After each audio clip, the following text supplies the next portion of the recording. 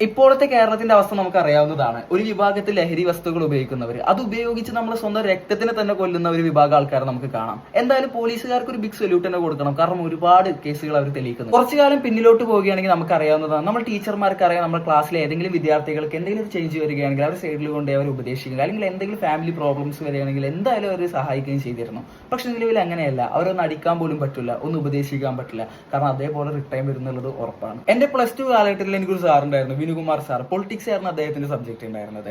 ദിവസം വന്ന് നമ്മളടുത്ത് ചോദ്യം ചോദിക്കും, നല്ല അടി അടിക്കുന്ന ആളായിരുന്നു. പക്ഷെ നമ്മൾ എത്ര അടി കിട്ടിയാൽ പോലും നമ്മൾ അദ്ദേഹത്തിന്റെ അടുത്ത് എന്താണ് കാണിക്കുന്നത്, അല്ലെങ്കിൽ ഒരു പ്രാവശ്യം പോലും ആളെടുത്ത് നമ്മൾ ചൂടായി സംസാരിക്കുക, ഞാനല്ല നമ്മുടെ ക്ലാസ്സിലെ മുഴുവൻ വിദ്യാർത്ഥികൾ പോലും അദ്ദേഹത്തിന്റെ അടുത്ത് ചൂടായി സംസാരിച്ചിട്ടില്ല. ആ അടിയെല്ലാം കിട്ടിയതുകൊണ്ട് തന്നെയാണ് നമുക്ക് +2 ഒരു വിഷയം പോലും തോക്കാതെ നമുക്ക് ജയിക്കാൻ പറ്റിയിട്ടുണ്ടായത്. എന്തായാലും ഒരു കാര്യം കൂടി പറഞ്ഞിട്ട് നമ്മൾ വീഡിയോയുടെ വൈൻഡപ്പ് ചെയ്യാൻ പോവുകയാണ്. നിങ്ങൾ ഒരിക്കലും ഒരു കേസിൽ പെടാതിരിക്കുക. വേറെ ഒന്നുമല്ല, നമുക്ക് അറിയാവുന്ന പോലെ തന്നെ ഒന്നാമത്തെ കാര്യം പാസ്പോർട്ട് വെരിഫിക്കേഷൻ റിജക്ഷൻ വരും.